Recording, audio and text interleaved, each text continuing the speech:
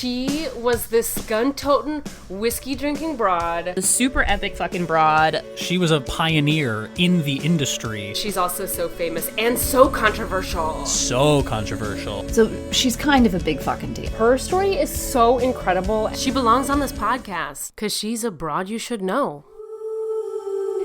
Hello and welcome to Broads You Should Know, the podcast about amazing and noteworthy women from history. I am your host, Sarah Gorski, and today I am bringing you another Today Broad. I know, can you even believe it? 2 weeks in a row, I am bringing you broads who are making modern history instead of ancient history. I feel like Chloe would be really proud of me for doing all these modern broads. I feel like she sometimes still listens to this podcast. So Chloe, if you are listening, report back on whether or not you actually are proud of me or if I'm just making that up, because that is what great friends are for, right? To keep us honest. Anyway, today I am bringing you Dr. Jess Wade.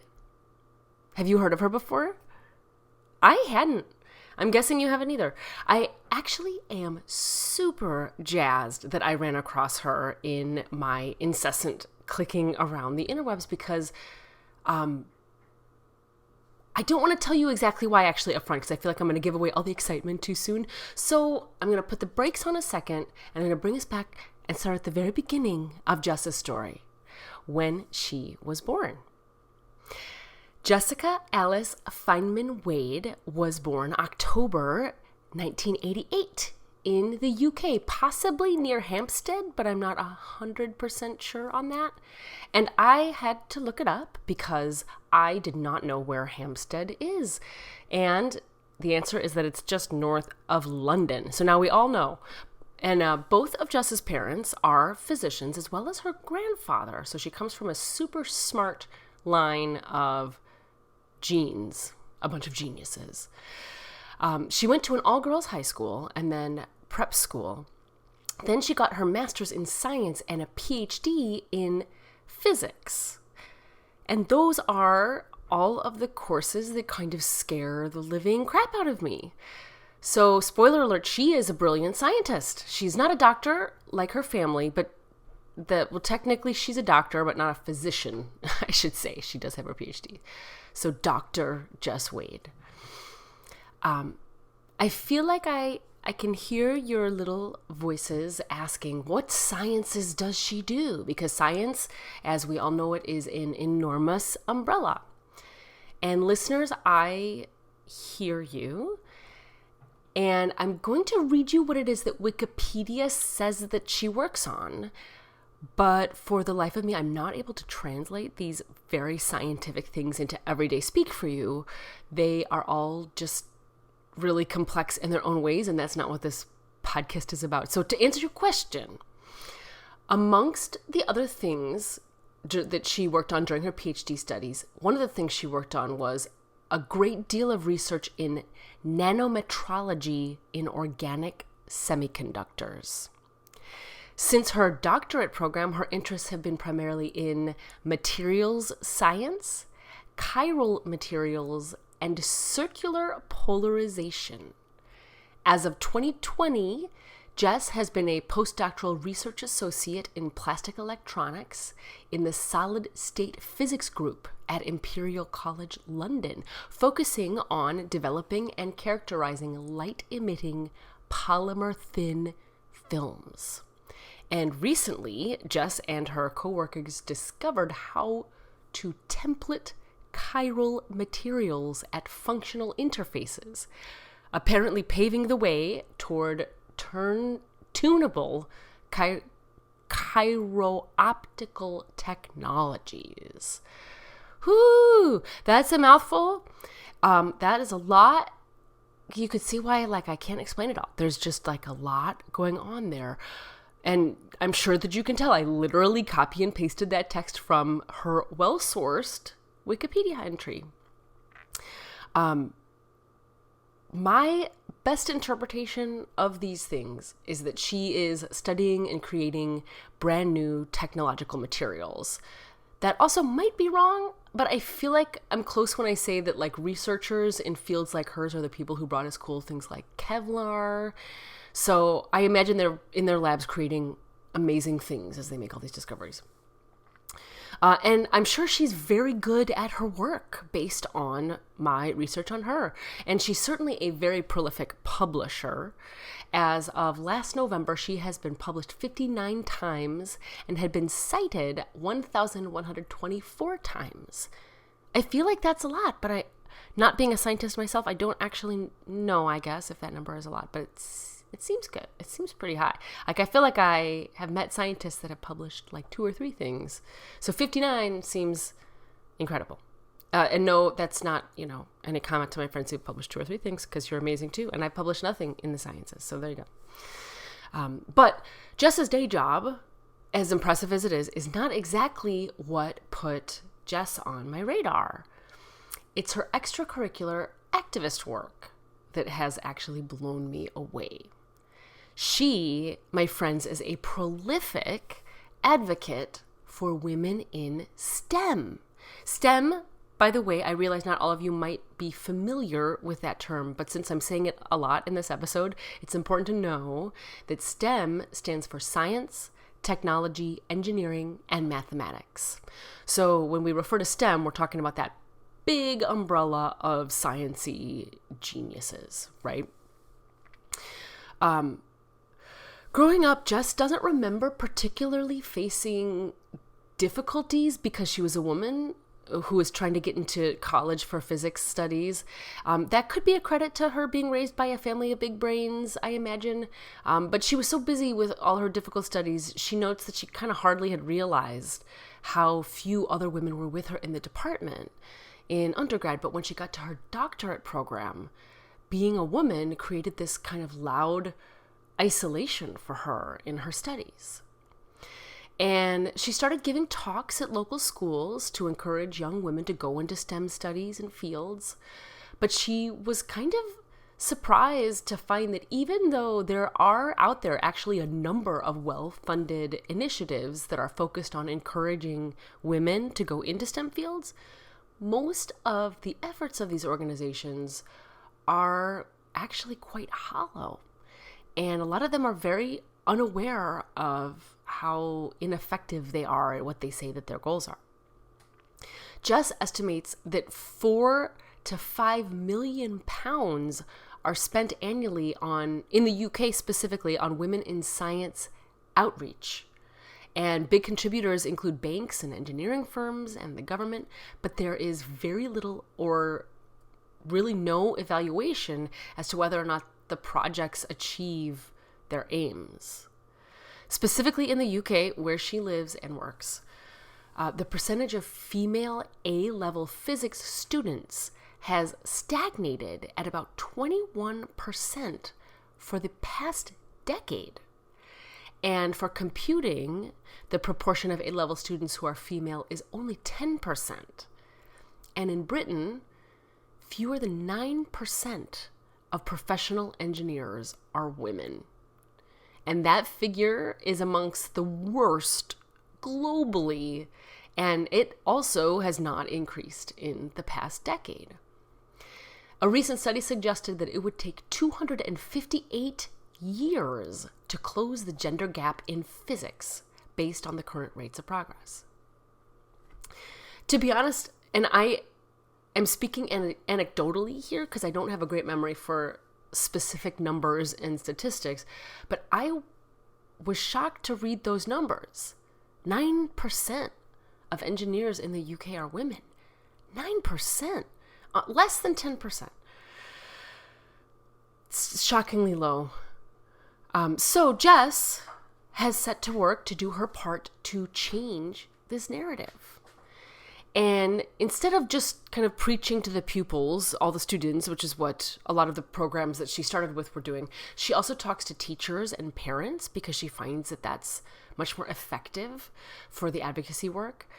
And she also is helping to bring STEM women in STEM into the spotlight, partially through all these talks and also by apparently relentlessly nominating women for prizes and awards.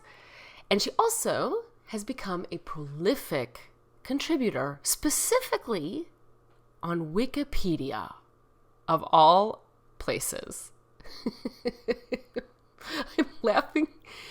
I'm laughing. And if you're a longtime listener, I'm sure you're laughing too, because I talk a lot of shit on this podcast about Wikipedia, because quite frankly, there are a lot of not well-researched or clearly heavily biased articles that are missing a lot of information, but still claim expertise on the subject.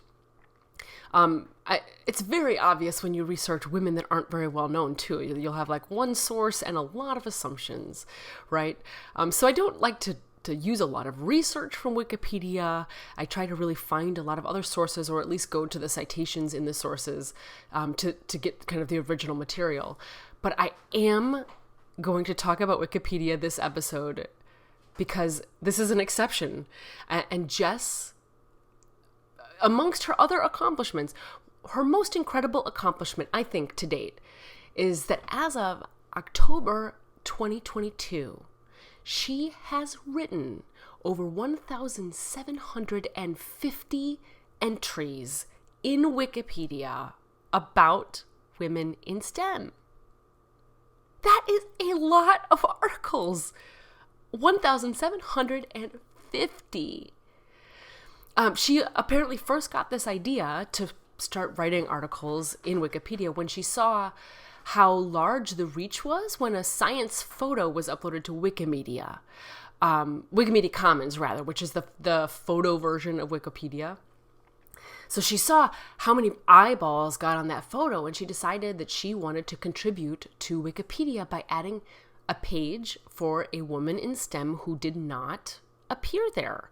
And she started with Professor Kim Cobb, who is a U.S. climate scientist who, quote, does really cool research on corals, and she goes diving to collect samples, end quote. Not long after she wrote that first entry, Jess then went to a talk by Susan Goldberg, the editor of National Geographic, and also the very first woman to hold that position, which is amazing. And after this talk, Jess noticed that this amazing woman, Susan Goldberg, also did not have a Wikipedia entry. Quote, I thought, that's outrageous. So I did her page. I kind of realized we can only really change things from the inside. Wikipedia is a really great way to engage people in this mission, because the more you read about these sensational women, the more you get so motivated and inspired by their personal stories. End quote. It would appear that she first started doing these Wikipedia entries in 2018, or maybe just before that. And in her first year, in 2018, she did over 270 entries. She said, quote, I had a target for doing one a day, but sometimes I get too excited and do 3. I love it. She sounds like me on this podcast. When she was asked what she hopes to achieve, Jess replied, quote, I guess it's to make science a better place for everyone working in it, which happens when we recognize the contributions of these awesome women. Then the girls who do come, because they will come into a much more empowering environment, end quote. In my research on Dr. Jess Wade, I discovered a really excellent article in The Independent, which is a big, famous UK magazine. And the article was written by Jess herself in honor of International Day of Women and Girls in Science, which is, I guess, February 11th, y'all. That's coming up. Usually I try to intersperse the most relevant info from sources amongst the entire episode, so I'm not reading giant blocks of quoted text. But in the case of this particular article, it's so well written, and by Jess, this woman who clearly shares a lot of the exact same frustrations that birthed this whole podcast. So I'm reading all this about her, and I feel like she is me in a totally different field of work. I'm not a scientist, but if I ever go to London, I want to look her up and buy lunch for her and pick her brain and probably try to convince her to come on the podcast, because I think that she'd probably be amazing. But anyway, I digress. Rather than chop up the beautiful article that she wrote, I just want to read it aloud to you so you can absorb and enjoy it as much as I did. So, here we go. This is why I've written 500 biographies of female scientists on Wikipedia. In 2017, I read a book that changed my life. Angela Saini's Inferior, The True Power of Women and the Science That Shows It, is a powerful look at the science behind the stereotypes that have excluded women from contributing to society. The book was so important to me that I took it around the world, giving it to impressive scientists and engineers that I met at conferences, workshops, and national science facilities. I've given it out to all the work experience students who have worked in my lab at Imperial College London to make sure they know that if they ever feel inadequate, it is not their fault. In the past year, Inferior has become much more than just a book. It has started a global movement. It has given me the confidence to speak up and call out bad behavior, the evidence to challenge outdated opinions, and a network of allies to turn to for advice. Last year, my friends and I successfully campaigned to get a copy of it in every state school in the UK, and we have similar campaigns in New York and Canada. Whether it is Caroline Kennard defending women's intellect to Charles Darwin, or Dr. Amy Parrish identifying that bonobos live in a matriarchy, Inferior is full of inspirational women who were defiant in the face of sexism, and I wanted to become one of them. In 2016, half of the state schools in the UK submitted no girls to study A-level physics. The underrepresentation of girls isn't because of ability. Boys and girls perform equally well at every stage of their education, or innate interest, but because of a society that tells children that they are good at different things. Whether it's picture books, textbooks, on television, or in their clothes and toys, girls are told from a very young age science is not for them. Take the world's most popular encyclopedia, Wikipedia. Whether you want to check a fact or learn something new, Wikipedia will likely be the first place you turn. On English language, Wikipedia, only 17.8% of all biographies are about women, and women scientists are particularly badly represented. I've spent the last year trying to improve the representation of women and scientists and engineers on the site. This is partly to better celebrate the important contributions of underrepresented groups to our understanding of the world, as well as an attempt to increase the chances that you stumble across the biography of a woman scientist while you click around the site. I have just written my 500th biography. This journey has taken me from medical engineering to artificial intelligence, from botany to computational chemistry. I've learned about Dr. Gladys West, an African-American woman born in the 1930s who was an early pioneer in GPS technology and was inducted into the U.S. Air Force Hall of Fame earlier this year.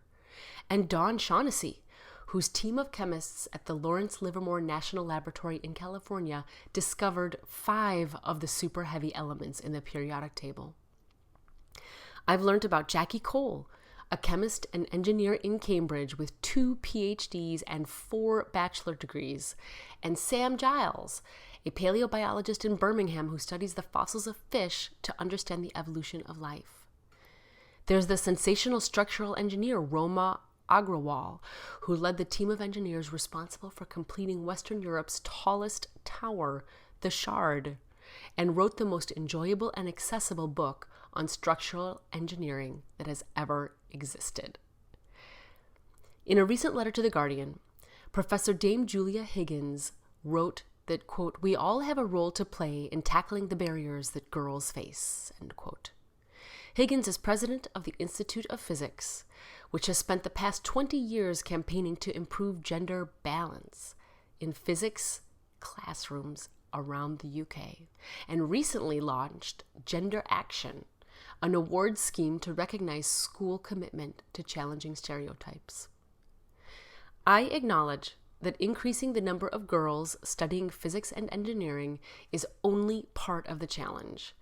The academic community needs to be ready to welcome them. From bias in peer review and unfair allocation of grant funding to sexual harassment and a gender pay gap, the scientific community certainly has a lot of work to do. Academic science is pretty similar to Hollywood. Power imbalances and cultures of silence can allow bad behavior to go unchallenged. If you're interested in the barriers that women scientists face and the worldwide efforts to confront them, I recommend you turn to the recent nascent theme issue on women in medicine and global health. The lack of diversity in science is more than just unfair. It impacts the science we do and the systems we create. 50 years after Jocelyn Bell Burnell discovered pulsars, a scientific breakthrough that would win her supervisor the Nobel Prize, she was awarded the Breakthrough Prize for Science. Recognizing that, quote, minority folk bring a fresh angle on things, end quote, Bell Burnell is using all of the money to create postgraduate research opportunities for people from underrepresented groups. On this International Day of Women and Girls in Science, that should be an example to us all. And there you have it. Dr. Jessica Wade, in her own words. I feel so inspired by her and the work she does.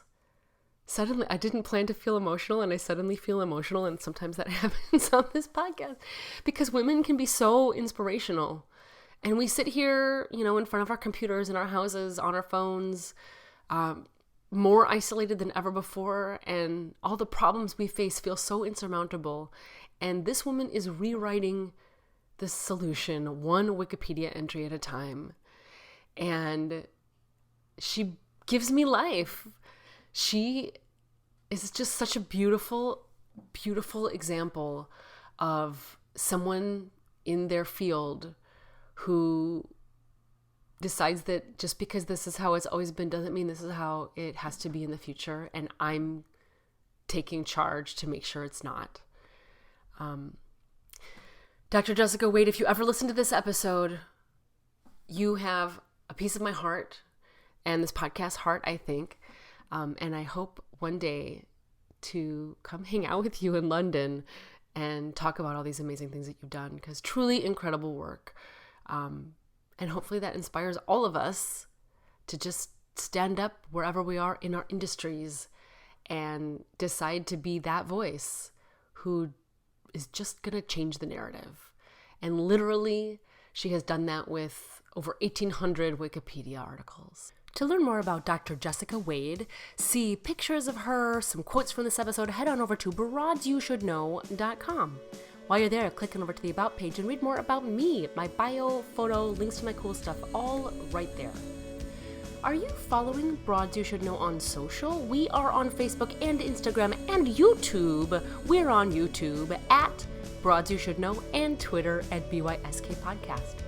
To suggest a broad, fill out the form on our website or email us at broadsyoushouldknow@gmail.com.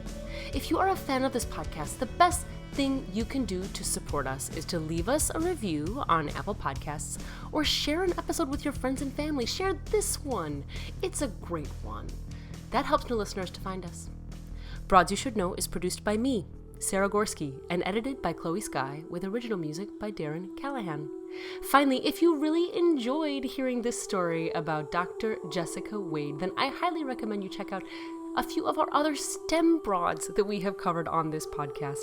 We've got Margaret Hamilton, the software engineer who got us to the moon, Mileva Merrick, the physicist who co-wrote Einstein's theories but got no credit for them, Dr. Jane Cook-Wright, who has revolutionized cancer research, Dr. Marion Croak, the engineer that invented VoIP technology, as well as many other things. And finally, just a few weeks ago, we covered Jen Villepreux-Power, the marine biologist who invented the aquarium. See you next week for another Broad You Should Know.